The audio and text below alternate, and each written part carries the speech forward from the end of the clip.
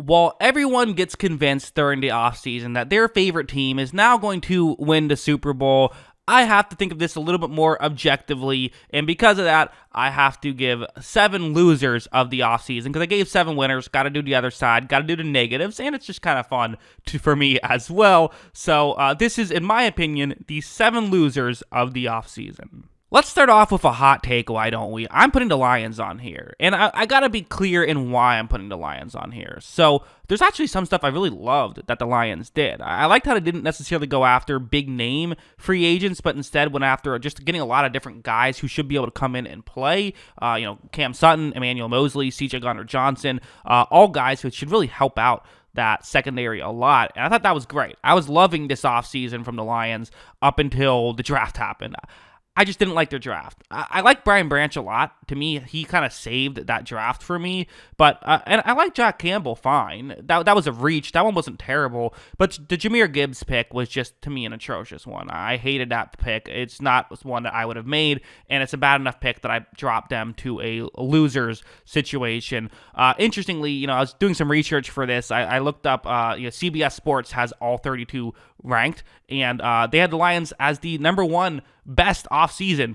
So, people are going to disagree with this take, I'm assuming. But again, I think we all kind of agree with which moves were the right ones and which moves were the wrong ones, right? They did a lot right, and then they did a couple things I didn't love. And the question is just how much do you value the free agent signings, which are very good, and then how much do you criticize the draft picks, which some people liked, but most people did not. Interesting to see. But yeah, that's number 7. Number 6, hold on a second. Okay, don't yell at me yet. Let me just explain why I have the Saints here. And I should mention, I really feel like for number 5, 6, and 7, they aren't massive losers. I don't think there's a ton of teams this offseason that I completely was scratching my head and saying, what the hell were you doing? There was a couple, but there wasn't a ton.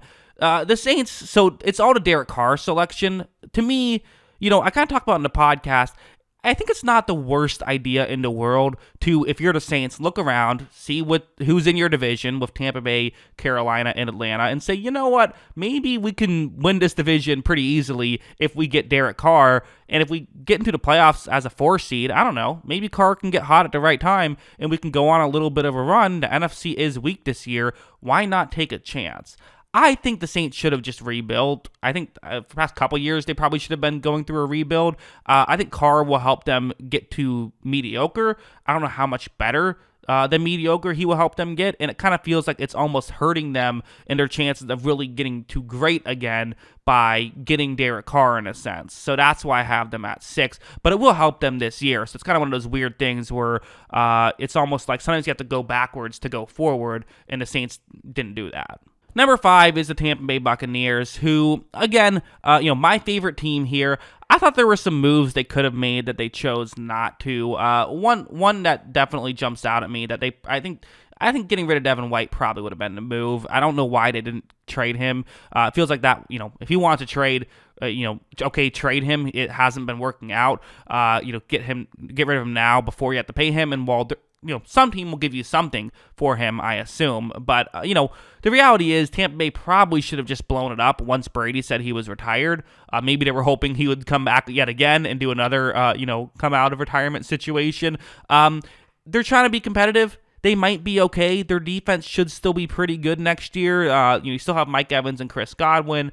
Offensive line has some holes on it for sure. And again, how much do we trust Baker Mayfield or Kyle Trask? I don't know. But I think that they're kind of stuck in mediocrity and need to make a decision, which they kind of didn't this year. Number 4, I am going Atlanta. This is largely due to, again, I don't hate a lot of their decisions that they made. It's largely due to I do not like the Bijan Robinson selection. I don't like taking a running back at number 8. I don't think that's very smart. I would have kind of liked them to maybe, trade up to number 3 to get, to get Anthony Richardson. Might have been a better move in my opinion. Robinson will still help them though. I don't know. They're an interesting team. They're a quarterback away though, and I don't know exactly where they're going. So again, they did some things I liked as well, but the Taylor Heineke, Desmond Ridder stuff, don't think it's going to work out this year. And, if they have another bad year, is Arthur Smith gone? Good chance he is, even though I think he's actually done an all right job. It just, he hasn't had a lot of talent around him to make stuff happen. Look, don't think he's done an amazing job either, but still, I don't know. It's just interesting with the Falcons. I just didn't love the Bijan Robinson selection, so that's why I have them as a loser. Number 3 is the Packers, and I do think that, it's fascinating where every single loser has, there's some good moves they made as well.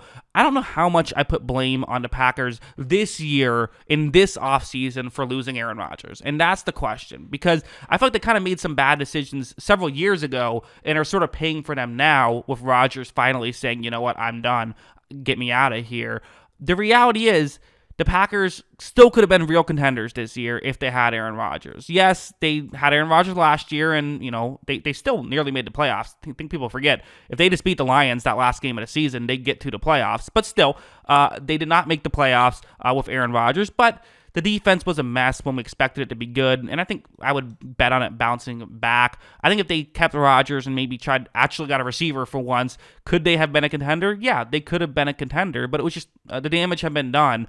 And so losing him, that's the real reason why they're on this list, is losing a superstar MVP caliber quarterback turns you from a contender to they're just in a rebuild at this point, hoping Jordan Love can develop. So, we'll see how it goes. Also didn't love their draft, so they're number 3 on the list. Number 2, I have the Kansas City Chiefs, who, listen, I've usually been very positive about the Kansas City Chiefs, as most of us have been consistently, but I didn't love this offseason. I really didn't.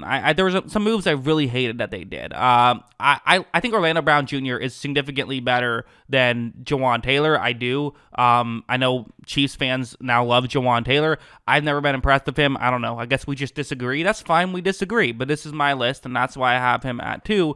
The reality is Jawan Taylor has okay pass blocking snaps. It's not great, but it's certainly better than his run blocking stats and stuff like that. But he should be a fine player for them, but $20 million a year, I don't know about that at all. And then Donovan Smith as the other tackle, who again could be okay for them, but I don't think he'll be good. And they're kind of almost like they're trying to patch things together, but patching it together with one of the players being a $20 million a year player is confusing to me. I also didn't love their draft personally. So, tough draft and some tough, decisions that they made, in my opinion, in free agency. I have them as losers, but they're still the Chiefs. They still have Mahomes. They're still, they probably should still be the Super Bowl favorites. So, well, yes, I think they're losers in the offseason. They're still great, and I'm not overly concerned about it. Number 1, I have the Las Vegas Raiders, who it's kind of like one of those things where I'm just like, what exactly are you doing here? It's not so much that I hate each one of these moves in isolation. Like, hey, you're going to get rid of Derek Carr. Okay, fine. Let's start the rebuild. But then they add Jimmy Garoppolo, which makes me wonder, okay, I guess what you're trying to do is get similar value and pay less for someone like Garoppolo. I'm assuming that's what they're hoping they can do. They added Jacoby Myers, who fits that scheme, but then they got rid of Darren Waller, who I think is really good. And so, I don't know. To me, this feels like I don't think that they're trying to move on from Garoppolo. I think they're trying to build the Patriots and try to see a team that can have a bunch of different guys who can do stuff. They value stars less and value, individual talent more. But the reality is that usually works better when you have Tom Brady and Bill Belichick, which the Raiders do not. Also, not a huge Tyree Wilson fan. That's just I'm not a huge fan of him as a player, so didn't love that selection either. So on top of it, Raiders, the biggest loser of this offseason. I don't think they'll be terrible next year, but I don't think they'll be good. And I think they're now further away from getting like a good quarterback and things like that as well. So they're even, they've gone backwards this offseason, in my opinion. But that's what I think. What do you guys think? Let me know in the comments below. Always love hearing from you. And of course, as always, thanks for watching.